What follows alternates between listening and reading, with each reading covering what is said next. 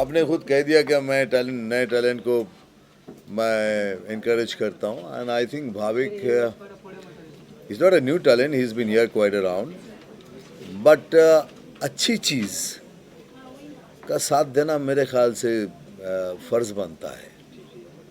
Bhavik, there are lot many people, I don't want to get into the more details of it.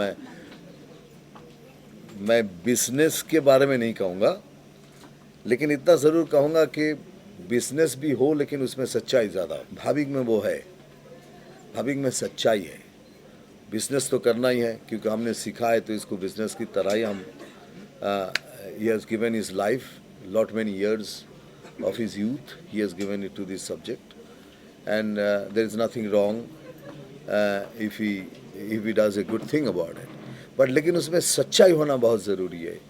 बहुत 100 में से 90% लोग सच्चाई से भाग जाते हैं और इस सब्जेक्ट को बदनाम करते रहते हैं. मैं उसके ख़िलाफ़ हूँ. मैं चाहूँगा कि लोग अगर सीखे हैं तो उसको मनुष्य धर्म के साथ साथ मनुष्य के साथ रहें, उसको सच्चाई से राह दिखाए, तभी लोगों का फ़ायदा होने वाला है. लेकिन आप पहले ही सोच के रखें कि अगर ये आदमी मेरे पास आया है तो इसको पहले काटूंगा, इसको सुलाऊंगा और उसके बाद जब तक ये मरे नहीं तब तक मैं, तो तब उसका क्या होने वाला है. ये एक ऐसी पूजा है जिसे मैं समझता हूँ कि अगर आप सचमुच इंसान की मदद करना चाहते हैं तो आप कर सकते हैं, ज़रूर कर सकते हैं, आप राह दिखा सकते हैं, लेकिन उसको सिर्फ सच्चाई के रास्ते पे चलकर, गलत ढंग से नहीं. और भाविक में वो है. I just wanted to know कि what about my numbers?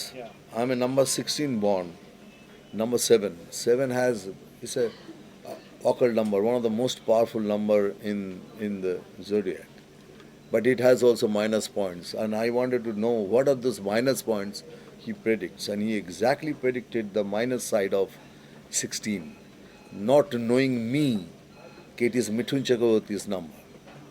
And there I got hooked, and I think इसमें सच्चाई है इस इंसान में. So I called him, then हम लोग की दोस्ती बढ़ गई.